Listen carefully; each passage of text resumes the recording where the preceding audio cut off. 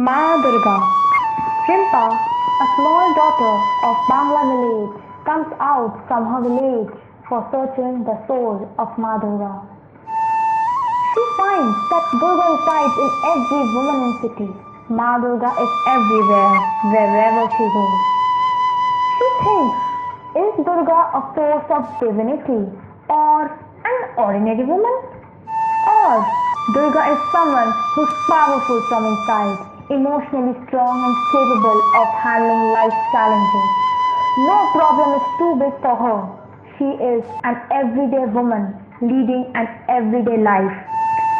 She is either put on a pedestal or situated on a margins of a patriarchal society.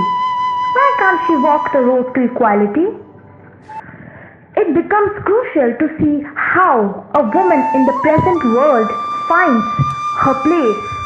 She has to fight for an equal status within the social, economic, political, and even sexual domain which the man takes for granted.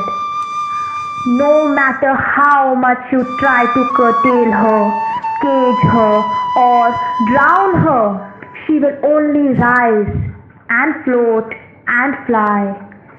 A real life woman that idolizes Ma Durga turns a blind eye to destitute mothers and wives, treating them with indifference and hostility. It makes us all look a tad hypocritical, don't you think? A true woman, she looks tired, but is she defeated? Ma Durga smiles again on end of the day, Dashera, but cries again. Smiles cost nothing when darkness engulfs.